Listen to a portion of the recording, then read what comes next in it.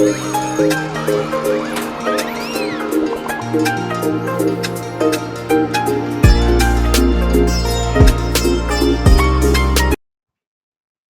मेरे प्यारे स्टूडेंट, कैसे हो भाई।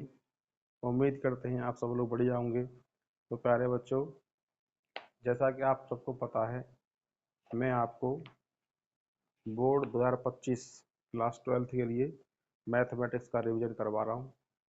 अब तक मेरी 3 से 4 वीडियो आ चुकी हैं पहले, उनको जाकर के देखिए। और उसमें मैं आपको पढ़ा रहा हूँ वेक्टर अलजेब्रा।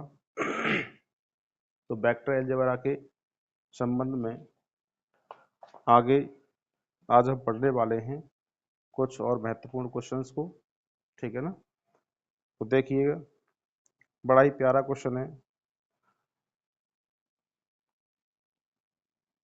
क्लास 12th में से है।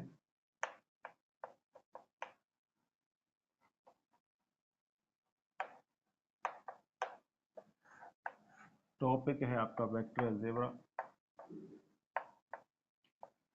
वेक्टर अलजेब्रा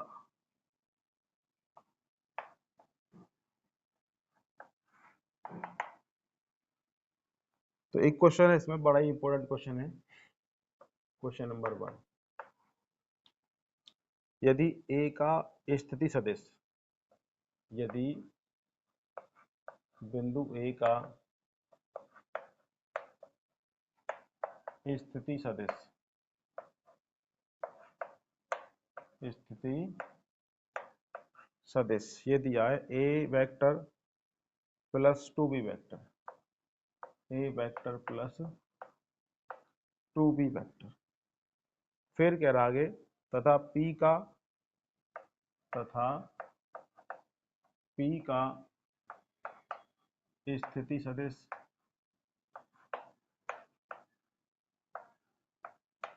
ये दिया है भाई ए वेक्टर। अब कह रहा है इसमें जहां p रेखा ए बी को, जहां p रेखा ए बी को 2:3 के अनुपात में, 2:3 के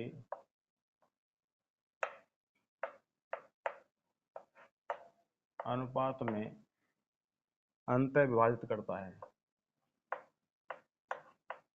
अंतः विभाजित करता है।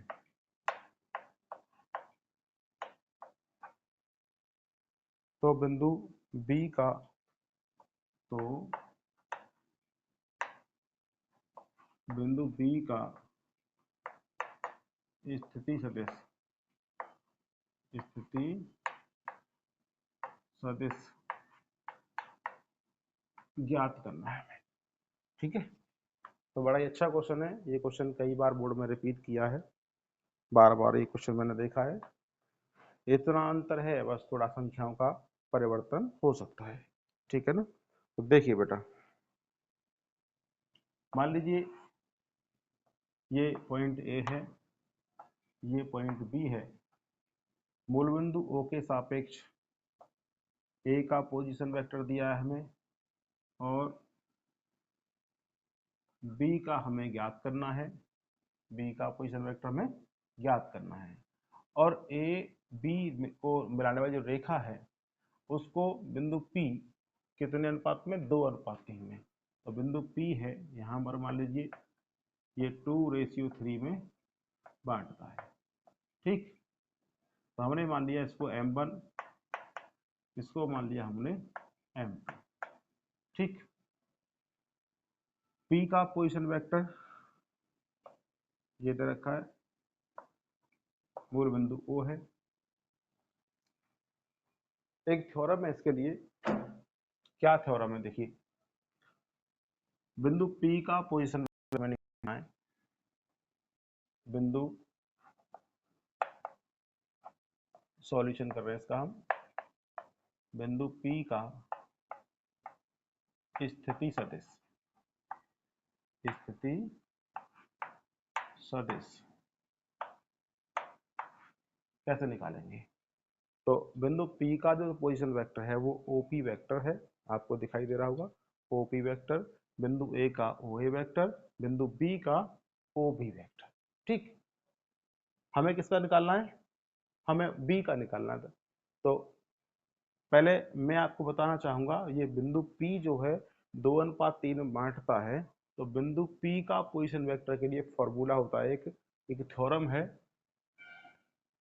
OP वेक्टर इक्वल, देखिए अगर आप ये वाला रेशियो लोगे, अगर आप ये वाला रेशियो लोगे तो आपको ये वाला वेक्टर लेना है। ठीक, ये वाला रेशियो लोगे तो आपको ये वाला वेक्टर लेना है। तो m1 into OB vector, m2 into OA vector. ठीक, तो m1 into OB vector plus m2 into OA vector upon m1 plus m2, ये थ्योरम है। ठीक है, ये थ्योरम है। अगर कोई पॉइंट किसी लाइन को अंत विभाजित करता है, इंटरनली उसको इंटरसेक्ट करता है, तो उस बिंदु के जो पोजीशन वेक्टर होंगे, ठीक है, वो क्या होंगे? जिधर का आप रेशियो लेना चाह रहे हैं तो वो रेशियो लीजिए, n2 में उसका अपोजिट वेक्टर लेना है, m2 तो वेक्टर लेंगे OA। ठीक है, OP का वेक्टर हमें दिया है, कितना है? देखो P का है A वेक्टर, क्वेश्चन में दिया है, देखिए बिंदु P का पोजीशन वेक्टर कितना है? A vector. ठीक,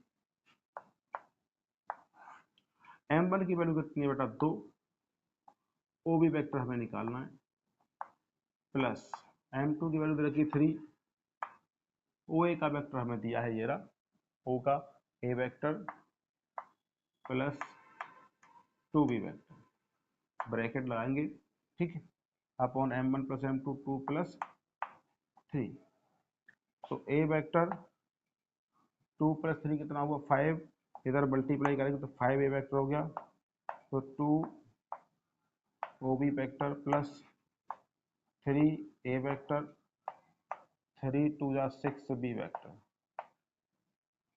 इसको मैं यहीं रख रहा हूँ, इनको उठा करके इधर ट्रांसफर कर रहा हूँ। ठीक है, तो हम कह सकते हैं 5A vector minus 3A vector